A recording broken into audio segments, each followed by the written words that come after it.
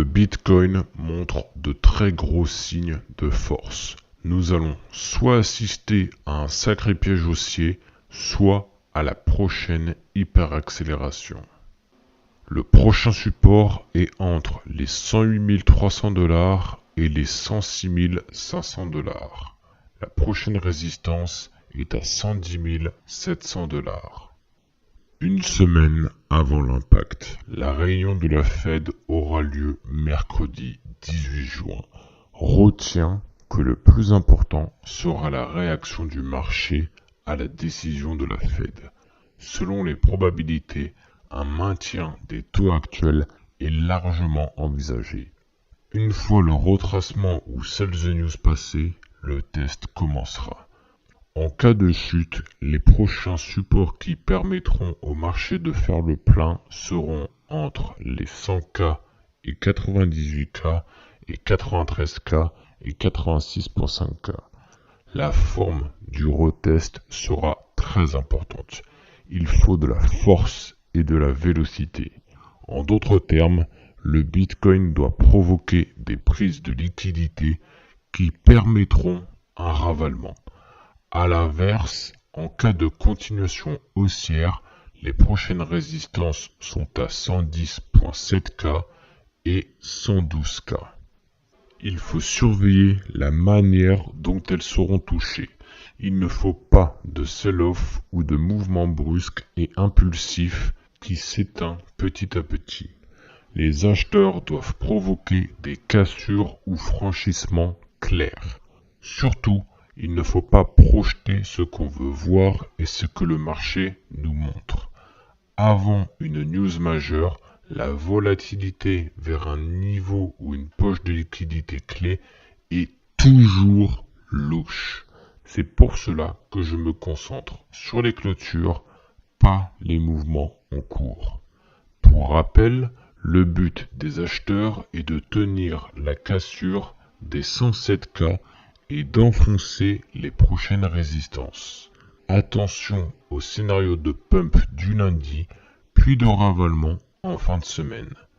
Sur du court terme, le prochain support est entre les 106.5K et 108.5K. Les market makers entrent ou sortent de position avant l'annonce officielle de la news du 18 juin et leurs entrées ou sorties de position laissent des traces. La clôture de cette semaine nous permettra de savoir si le pump de lundi était une prise de liquidité ou une cassure haussière. La tension monte définitivement. Je passe maintenant sur l'Ethereum, qui est toujours en pleine hésitation. En revanche, le marché a rejeté la tentative d'enfoncement baissier. Comme tu le vois, la bougie de la semaine a formé une grande mèche basse aux 2400 $. Cela signifie qu'une prise de liquidité s'est confirmée. Maintenant, les acheteurs doivent se manifester pour continuer l'élan haussier. Sinon, l'Ethereum devra faire le plein entre les 2300 $ et 1900 $. Les prochaines semaines seront la définition d'une manipulation. Je m'attends à des pièges baissiers puis haussiers. Le but sera de provoquer des faux départs qui permettront des prises de liquidité d'ici le 18 juin. Une fois passé, le marché déclenchera son vrai mouvement. D'ici là, il faut savoir faire la part des choses entre ce que nous pouvons influencer ou pas. Nous sommes à l'aube de manipulation ou mouvements impulsifs. La semaine est décisive. Le baromètre des altcoins continue son écrasement de volatilité. Un écrasement de volatilité amène toujours un mouvement impulsif. Dans le cas de l'Ethereum, cela permettra la résolution de deux scénarios. La cassure haussière des 2700 $ pour retester la poche de liquidité à 2900 $ ou le retest du niveau clé entre les 2300 $ et 1900 $ afin de faire le plein. C'est le signe de force sur le Bitcoin qui devra être confirmé cette semaine, qui permettra de départager. Et aussi la réaction du marché à la décision de la Fed le 18 juin. En mensuel, l'Ethereum travaille sa résistance clé à 2500 $. Pour rappel, le mois de mai a été une rupture haussière qui a permis de changer la structure. Désormais, les acheteurs doivent enfoncer les résistances ou niveaux clés. La prochaine cible reste les 2900 $. En hebdomadaire, c'est le moment de vérité. Le marché a gagné du temps tant qu'il le pouvait, mais il va désormais bientôt devoir se décider. Comme tu le vois, l'Ethereum a provoqué des prises de liquidité successives. La plus récente est la tentative de cassure baissière qui a été ravalée aux 2400 $. L'idéal serait une clôture hebdo claire au-dessus des 2550 $.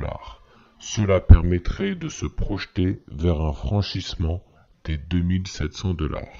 Si l'Ethereum valide sa cassure, les altcoins pourront respirer.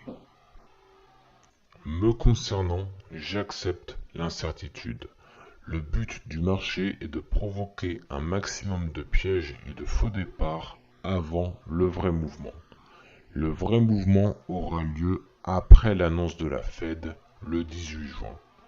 En revanche, les market makers laissent des traces. Ils ne vont pas se positionner une minute après l'annonce. Cela est déjà pricé en amont. Et comment cela se price?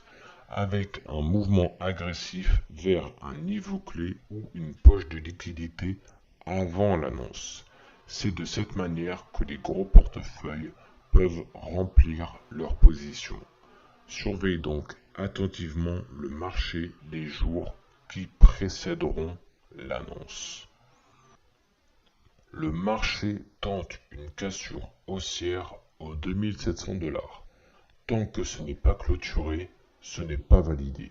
Je répète, tant que ce n'est pas clôturé, ce n'est pas validé. Retiens que les mouvements manipulés sur un niveau clé ou une poche de liquidité clé avant une news majeure sont louches. L'idéal pour l'Ethereum serait de finir la semaine au-dessus des 2800 $. En cas de retracement, le prochain niveau clé sera entre les 2300 $ et les 1900 $. À noter que l'Ethereum est le baromètre des altcoins. Une cassure haussière validée entraînerait un effet sur tout le marché.